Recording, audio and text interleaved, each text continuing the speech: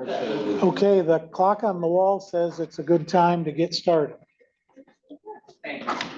Madam Clerk, Commissioner Yarbrough's here. She just stepped out to make a call. So you want to roll us in?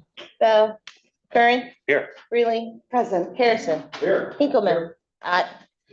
Pittsford. Tyler. Here. Bullrath. Here. Werfel. Here. Mamie is here, and Elliot. I'm here. Or 10, sorry. Okay, thank you. Minutes from a week ago. I'll make a motion to approve the minutes. Moved by Tyler, supported by Volrath. Any discussion? Hearing none, all in favor signify by saying aye. Aye. Opposed, same sign. Minutes are approved. Requisition review. Good morning. Does anybody have any questions about the requisitions? Perfect. Thank you. Thank you. So that's a perfect segue into our scheduled discussions. First, Mental Health Authority funding. Rick Compton. There, the microphone is working now, so. Good morning, everybody. Hi, I'm Rick Compton. I'm the CEO of Riverwood Center, Berrien Mental Health Authority. And first of all, I want to thank this board for all the support you have given us, the mental health system and Riverwood, over actually the last 50 years. As I was saying prior to the meeting, it was 50 years ago in August that Riverwood was formed by the Berrien County Board. So obviously, tens of thousands of people have been helped by that decision. And what we're going to talk about today is some threats to the current community mental health system in Michigan and to Riverwood. So please stop me at any time if you have any questions. It's always much more interesting if it's a two-way discussion instead of just me droning on all day.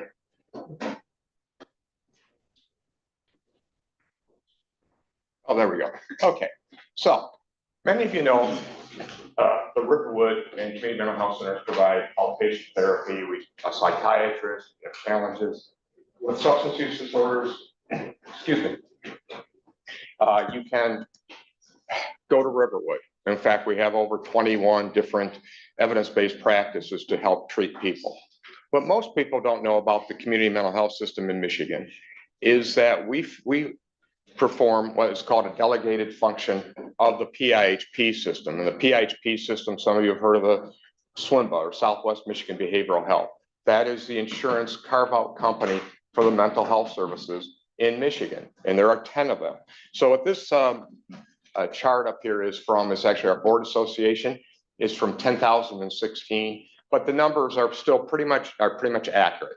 And I just kind of use it to illustrate what is that threat. So when you come to Riverwood, you can receive services, but many services we do not provide in the community. We have to contract with providers like Lakeland to provide inpatient psychiatric care, like the Logan Center to provide autism services because we don't provide it. In fact, we contract with over 200 different providers in Berrien County to provide those services that we don't provide. And 2/3 of our budget actually goes to paying other providers.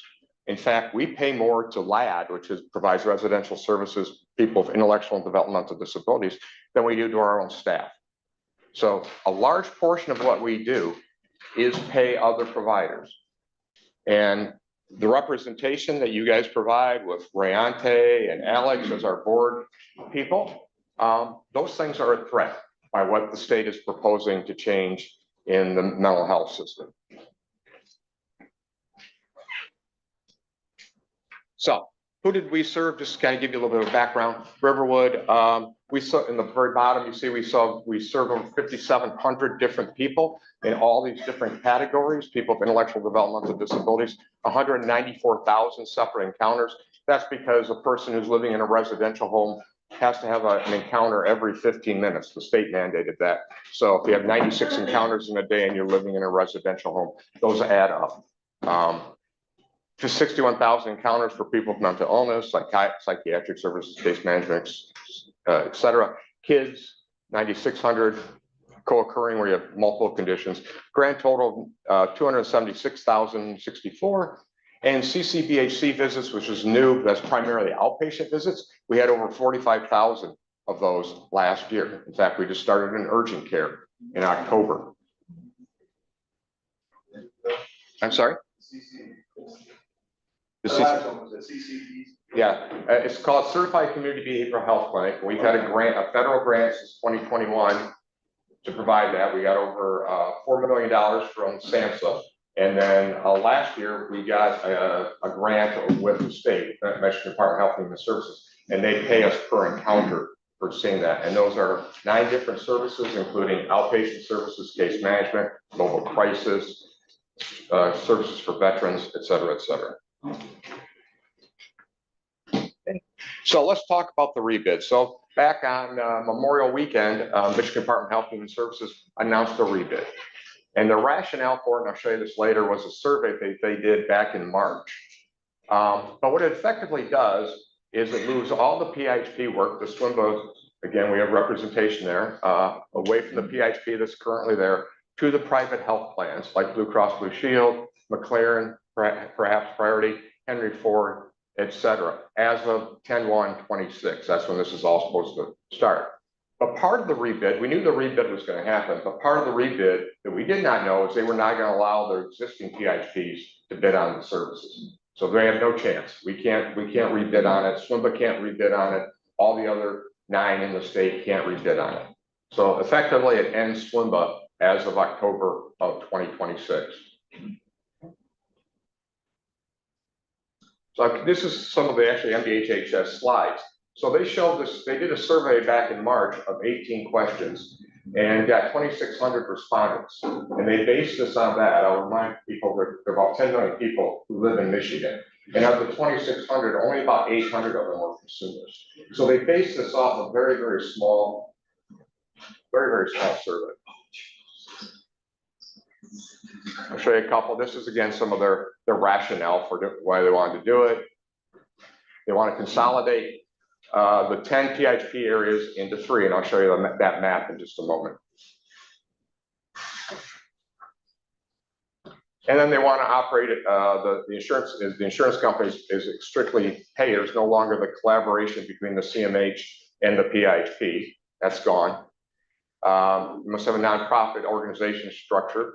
Blue Cross Blue Shield, Henry Ford, they all have nonprofit structures.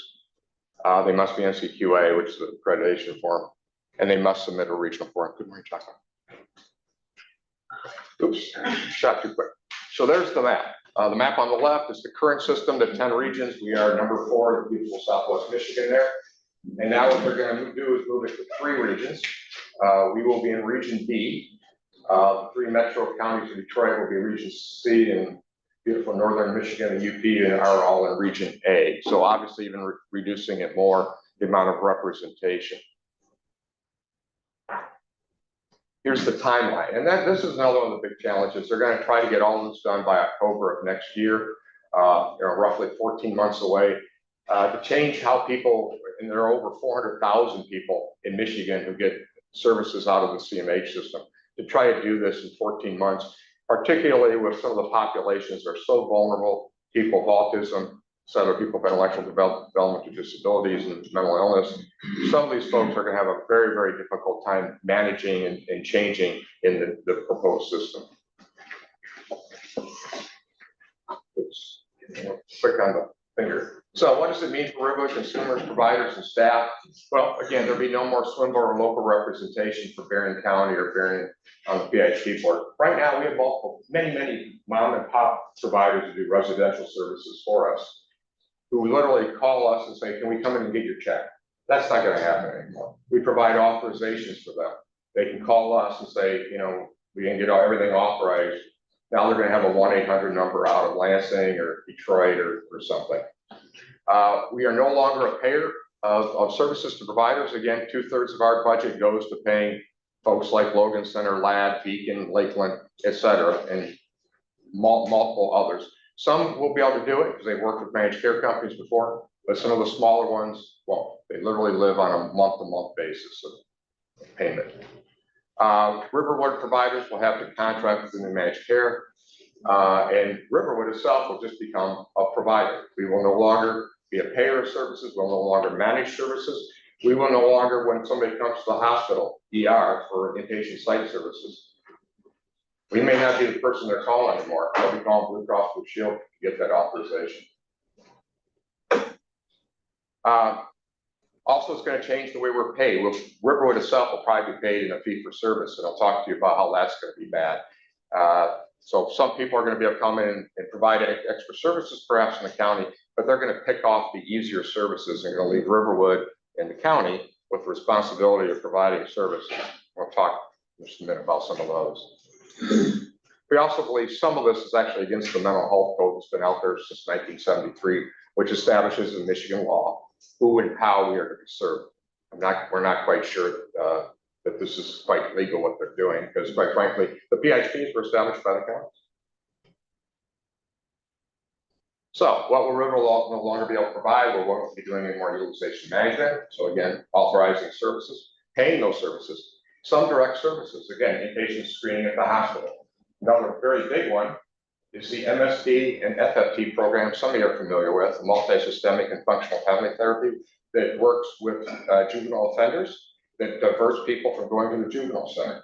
Those programs have been around for about 20 years. Those programs have probably saved the county tens of millions of dollars by not placing somebody in a juvenile center or an out-of-county placement. They've been extremely successful in preventing those kids who get brought into those programs from reoffending. In fact, we had in our MST program last year, nobody reoffended in the FFT program also. So those programs will be under threat. Our recipient rights, case management services, compliance. It'll be up to the new PHPs and the new managed care organizations to contract for those services. And as I said, it probably goes against the mental health code. Consumers will not have a voice. Consumers now can come to you. You can go to Rayante or Alex and say, hey, this is going on at Riverwood. That won't happen anymore. Consumers will have to get authorized through a more complex system. Again, they'll have to go through whoever wins the bid, Blue Cross Blue Shield, declaring whoever. And again, consumer denials will go up. All right. So I just ran down here some of the ones that we are concerned about losing: the contracts, the Avenue, small residential providers like Hope, Love and Grace, Jolly's Home, Close to Home. These are homes that have sometimes about 4 beds, sometimes 2 beds, that serve consumers that have high needs. And again, they'll have to work with the new managed care company. Self-determination services, 160 consumers with IDD or SMI determine who provides services to them, very often a family member. They'll have to work with the insurance companies to get that authorized. Maximum Health, a private duty nursing company that we work with, provides for the most medically fragile folks.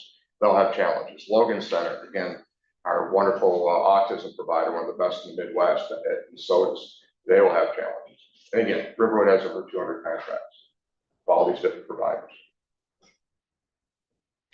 So what does the rebid do to private plans? And, you know, why are they, what's it going to solve? Why does the state want to do it? Well, it fails really to address the issues of behavioral health access caused by workforce shortages, underfunding, and lack of parity for behavioral health. So those problems are still going to be there. It's going to cost a lot more. The managed care companies, the private health plans have higher overhead, much higher overhead than we do. We're about 2%, they're about 15%. That's about $500 million for the state of Michigan. And again, it destroys a long-held community, CMH, community mental health partnership with schools, law enforcement providers, and other end consumers. And I'd add the county. Health plans have a terrible track record of managing Medicaid behavioral health care for the mild and moderate. Quite frankly, right now, they are managing that for the mild and moderate population right now. And people have a very difficult time getting in to see a provider with them. They have a 2-star out of 5-star ranking. And so again, and then we all know there's going to be changes in Medicaid funding coming at the federal level. This is really not a great time when we're losing dollars at the federal level for Medicaid consumers. And so what can be done to stop it? Educate, lobby, and inform. Like I'm getting a great opportunity to speak to you great people today. We've also spoken to Brad McCad. We've spoken with Pauline Wenso. We've spoken with other folks, and we're hoping to set something up with Joey Andrews to talk about this. Many coalitions, including the Michigan Association of Counties, have come out against it. NAMI, National Association of Mentally Ill, our Association of Retarded Citizens, and the Michigan Catholic Conferences have all come out against this. We think there's going to be some legal battles. And then there are some options that are being pursued by some other companies who are looking at perhaps bidding on this. We're hoping that they do that. It's not just the private managed care firms. And as this MDHH says all along, they reserve the right to change any and all of it. So it's not delayed. We're hoping that something can be done by not to prevent this from all happening. Now, some good news. And again, you guys did a wonderful job of writing a letter of recommendation about the funding a month or two back. And the state did listen. The state, which has been underfunding the system and has admitted that in court, spent on another 160 million to the CMH system across the state, and 15 million of it will be coming to the Swinburne region. Of that, probably about 3 million will be coming to us. We're not, Riverwood itself is in very good financial situations, but some of our neighboring counties are not. So it's good for the region, and it reduces the overall deficit to about 6.7 million for the region.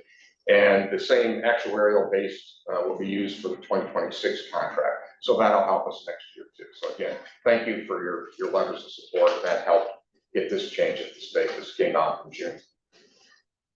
Any questions? Anyone have any questions? No. Yes, sir. You said that MDHHS reserves the right to change any and all of this. What role could the legislature play in influencing this decision if the board said that we wanted to send a letter or speak to some of our representatives and try to push them in a different direction?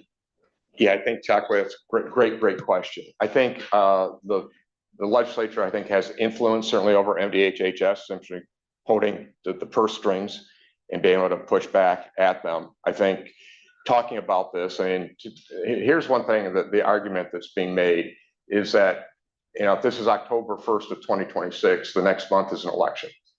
And to have, you know, people with intellectual developmental disabilities not getting services would not be a good look for folks in the legislature that they didn't do anything about this. Because this was not legislatively approved. This was pushed through by MDHHS. This was pushed through by the Secretary Hertel.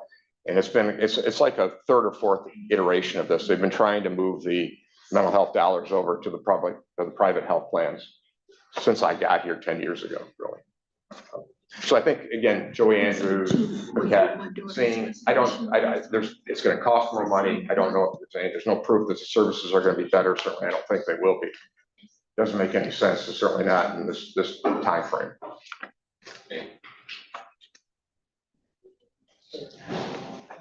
I heard the negativity. What did the lawmakers see in this plan that prompted them to want to do this? Savings? What was their thought process in this thing? What prompted them to do this? How cynical do you want me to be? Yeah. My best shot is that the state, it's easier for the state to subcontract it out, because then they can go and say, that's the health plans that are doing it, and they don't have to worry about it as much. That's cynically, that's it. More cynically, quite frankly, where the leadership of the Michigan Department of Health and Human Services used to work for the health plans, Blue Cross Blue Shield, HAP, or Henry Ford. And so, again, it hasn't been just the Whitmer administration. The Snyder administration had bills 597 and 598, and they were trying to move the dollars over to the health plans.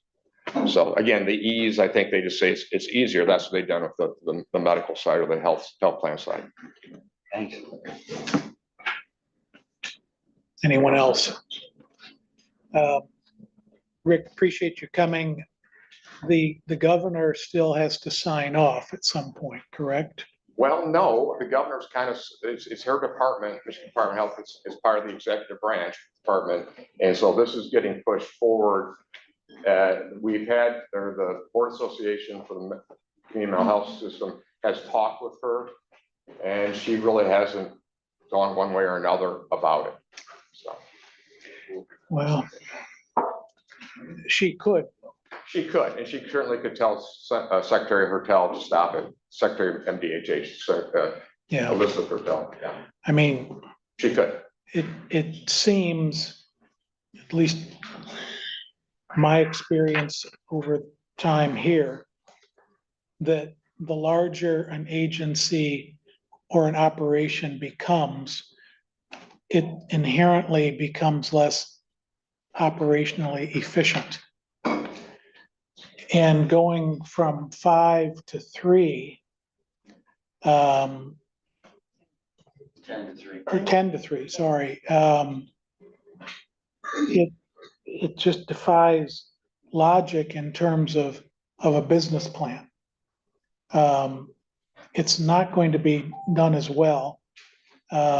Savings perhaps appear on paper, but it doesn't talk about opportunity costs. And I hope someone can get the governor's ear, because it just seems to be a dumb plan. Dumb with a capital D. And when my kids were little, they watched The Grim Adventures of Mandy and Billy. And Billy came home with D's and F's on his report card. And his sister said, "Billy, that doesn't mean fine and dandy." So this is maybe a D and an F, and it's not fine and dandy. It's just a dumb idea. I know I'm being equivocal. Anyway, does anyone have anything more? Thank you. I deeply appreciate. I sent to Brian and that a letter that can be used if you so choose. And there's more information in the packet. So Thank you. I appreciate your time. Thank you. Area Agency on Aging, we have Amanda Drew. Yeah, and I am gonna turn it over to Amanda Drew in just a moment, but I want to come to the commission and with gratitude and in a spirit of partnership. For those of you I have not yet met, I'm Christine Van Landingham, privileged to serve as the CEO of Region 4 AAA. Been with the organization for 22 years, started as a volunteer coordinator at the heart of what we do. It's really capturing and capitalizing on the assets of an older population, while we also try to work to meet the needs of an older population so they can live their best life. And so that is at our theme and at our core, and appreciate this commission appointing one of our board members. Dave Volrath is a very active, engaged, and really insightful board member. So thank you for your partnership in that regard. So for those of you who are not familiar with area agencies on aging, like the BIHPs, we have regions in our state planning and service areas, and we have 16 of them in Michigan. And we serve Berrien, Cass, and Van Buren counties. And a core function of an area agency on aging is to be a planner and a developer of a coordinated system of services to meet the needs of an aging population, really to help our country, our state, and our community develop in ways that people can live with independence and dignity in the manner that they see fit, not what someone else prescribes from a state or federal level. And when I described that, I said federal, state, and local. I should have said it in the reverse. Because the beauty of the Older Americans Act is it is just exactly that. Area agencies on aging work deeply in their community to identify, understand the needs and desires of the community. We create an aging plan, and that informs the state plan on aging, and then that indeed informs the national plan on aging. So while the funding comes from the feds and the state, or the feds and the state, we have some local as well, it's money comes to the region, planning and strategy comes from the region, and that we can never lose. That gets threatened sometimes, but we're a little bit vocal about that because that's the right strategy. What works in Berrien County is not what works in downtown Detroit. Both of those are good, they're great plans, they're just different plans.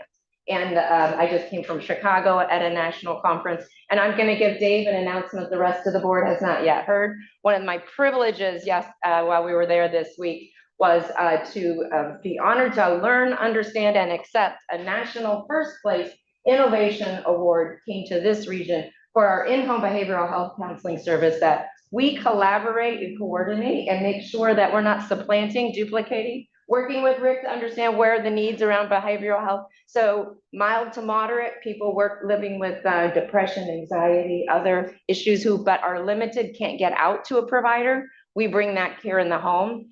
And the nation is paying attention and gave an award. I was so glad Amanda and others were there to accept that award. So we'll tell the rest of the board, but I'm telling the commission and I think it's officially out there now. So there's so much I could tell you about the agency, and I won't take Amanda's time because I want you to understand the planning process and what we have planned for the coming year. But I will leave with the Sergeant at Arms a couple of things. I will leave only 2 annual reports because this has been a hot commodity, but it is on our website, so you can see all the numbers. And then 2 other things. We have like a mini yellow pages, who, what, where for aging services in Southwest Michigan. We have it both in English and Spanish. We'll leave that too. And as we were talking, you know, it's how do you connect people as you learn about what services are available through the aging network in our community? I have these cards that you can just hand out, and it really does say it all. It's my life, it's my choice. How and where I want to live as I age. Maybe I need some services, maybe I need nursing home level of care services, but I want to live in the community. This is how people can do that. And these are the experts that can help people craft a plan so that they can live in their own community. So with that, I'm going to turn it over to Amanda and give my gratitude to this commission for your partnership, long-standing partnership, and your participation in this plan. And hopefully we'll look for your endorsement of it so that we can take this to the Commission on Aging in September. All right, Amanda. All right, well, thank you. Again, my name is Amanda Drew. I serve as the Planning and Community Development Manager at Area Agency on Aging. And so today I'm going to highlight key elements of our fiscal year 2026 annual implementation plan, which takes effect on October 1st, 2025. So Christine already talked about kind of what we do, so we'll keep on going. So again, our services extend across Berrien, Cass, and Van Buren counties. Currently, 28.6% of the Tri-County population, which is more than 80,000 individuals, are over the age of 60. 28.6% of those are here in Berrien County. So this is significantly higher than the state average of 26.2% and well above the national average of 24.2%. This growing demographic emphasizes just how critical our work is in the region. Over the past year, we've had some truly impactful accomplishments. Again, last year we were recognized for our Arts and Aging partnership at the national level for bringing together the local arts, public health, higher ed, philanthropy, and the business community to harness the power of arts to inform and engage Southwest Michigan residents about public health needs like dementia. And that won the 2024 Aging Innovations Award. And then our very own Christine Van Laningham was named the recipient of the 2024 National Excellence in Leadership Award. Advocacy efforts statewide, including ours here locally, led to increased funding for the Ombudsman program and adjustments to the Medicaid spend down policy. We worked with MyGen, which is the Michigan LGBTQ+ Elders Network, to review our policies and provide culturally responsive training to our staff. We celebrated our 50th anniversary by honoring 50 inspiring older adults over the age of 60, showcasing the power of positive aging. We secured several grants, including $1 million through HUD's Older Adults Home Modification Grant to address critical housing needs within underserved communities by providing comprehensive home modification services for low-income older adults and individuals with disabilities. We were approved by Centers for Medicare and Medicaid Service to deliver a specialized model of dementia care, guiding an improved dementia experience, or GUIDE. We partner with home and community-based primary, specialty, and mental health care partners and providers across Southwest Michigan, developing structural linkages for seamless referral and care coordination to ensure every individual and caregiver impacted by dementia receives comprehensive, tailored assessment, care planning, supports, and services for improved quality of life and ability to remain living in their home. And we achieved Veteran Connector status, enhancing our ability to serve local veterans more effectively.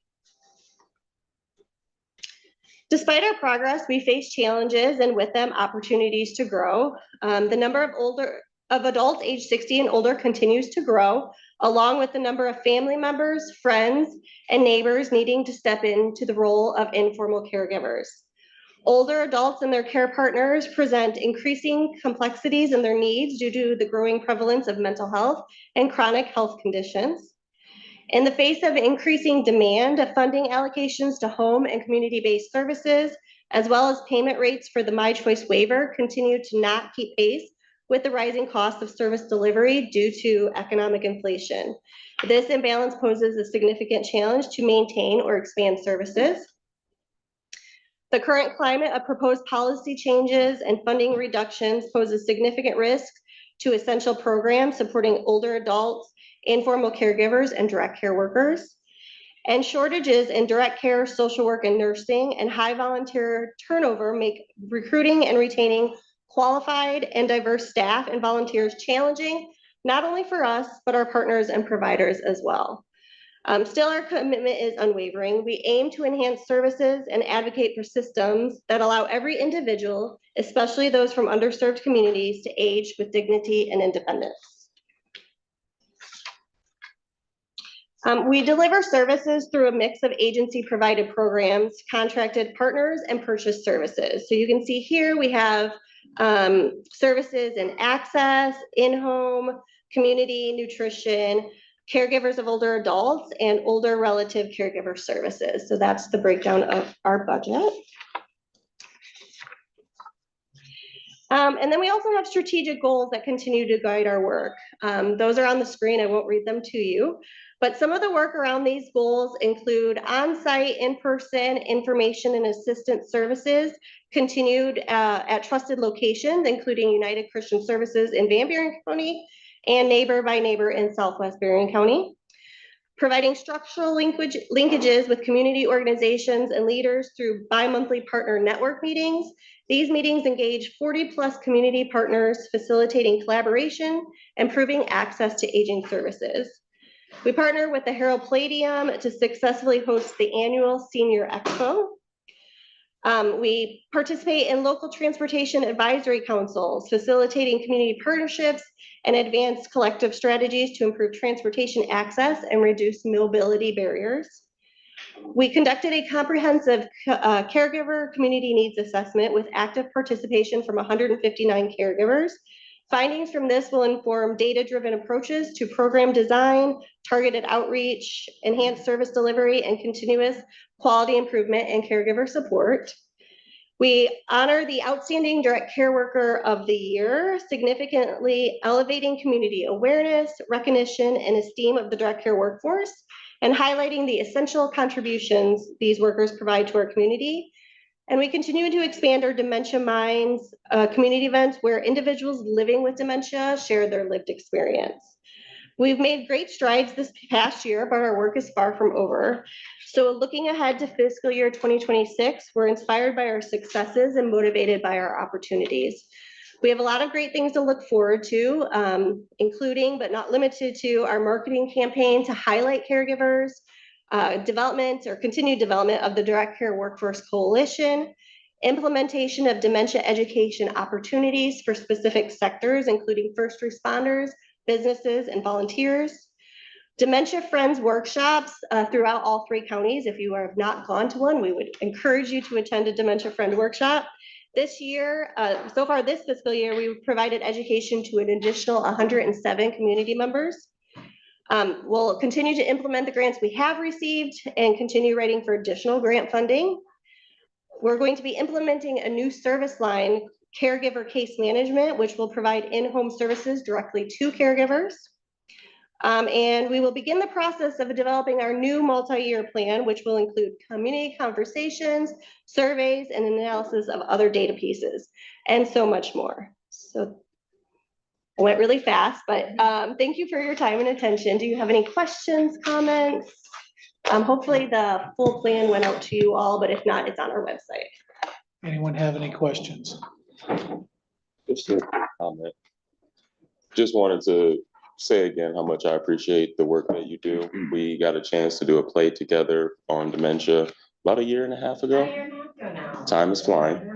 But it's a really important topic. It was really important to get out in the community and start to reduce some of the stigma around dementia and around aging. one thing that I said back then that I continue to say is that ageism is the one ism that we do not talk about much in the world. We talk about racism, sexism, but ageism is prevalent. It pervades our communities and elected office and communities and workplaces. And I really appreciate the work that you do to highlight that. So thank you. I really appreciate that, Commissioner, and I'm gonna send over in case you can, but, thank you so much, and thank you for being a champion for this, and we all should be a champion for this cause. Ageism is the one ism that hits all of us, and for even those who are younger, sometimes there's younger ageism as well. But when you have an ageist perspective and you're younger, you are prejudiced against your future self. And if you think about that, this impacts us all. So we're working hard to make this and to eliminate ageism, to make this an age-friendly, a dementia-friendly community, and indeed a community where people everywhere across all spectrums are treated with dignity and respect, inclusivity, so that they can engage. So thank you for that. This community also, as I talked about the 16 AAAs, were formed under the Older Americans Act. The Older Americans Act celebrated 60 years this month. So the act is 60 years old. It gets reauthorized every 3 to 5 years. It's up for reauthorization right now. And uniquely for the way that Berrien County and our Southwest Michigan leads the way, Congressman Tim Walberg chairs the committee right now that is in charge of reauthorization. I flew out in June. He asked me to come out when we talked about the reauthorization. Was just with our national policy folks yesterday. They're meeting with him this morning and maybe this minute to talk about how we need to reauthorize this and how it needs to happen. I will give one more tie to Southwest Michigan in terms of how we impact the nation, not just here. One title of the act is Title V of the Older Americans Act, the Senior Community Service Employment Act. That's where we help older adults who are the hardest to get back into the workforce or enter the workforce and get them connected to job opportunities and support them. That part of the act 60 years ago, well, no, that part of the act isn't 60, it was a title it was added to. Bob Dolson. How many people knew Bob Dolson? He, right here from Southwest Michigan, he authored that piece of the act. So our fingerprints are all over and we're tied to the commissions. So that means so are you. And your work to help us support and advance this year's plan ties directly to that. So thank you for your help. Thank you. We do have to break for committees in 1 minute. Any public comment? Anyone have anything to say? I just like to thank Christine, because she's done a wonderful job. I was concerned a few years ago when Lynn left. She's been there many, many years, Sure. right from the get-go. Right. And so picking somebody to take her place was it was a no-brainer at the time, because Christine was there for so long, and she's done a wonderful job. The programs that we develop here are not only used statewide, but nationally. Every time they go to these things, they come home with a boatload of trophies and things. It's, we win a lot of awards, and it's because of the hard work. They're very good, caring people. My favorite committee I've been on for 9 years, and the people there, it's care, and when you understand that, I didn't know nothing about AAA when I started that, but now when people are having struggles and problems and trying to get things done with their home or in their age, I just call area agents and agency, just start something and talk to people and get, because Sure. people don't know where to go. Thank you, Christine, Amanda, Rick. One more time, any general public comment before we break for committees? Mr. Chair, just as a quick note to the board, all of the materials that were reviewed this morning have been sent out to you. Should any of you need anything resent or printed, please let us know. Thank you, sir. One of the honorary resolutions is being tweaked, a couple amendments, not typos, just amendments, but we'll need to re-sign the Arbro resolution, and we're back here at 10:30. Thank you.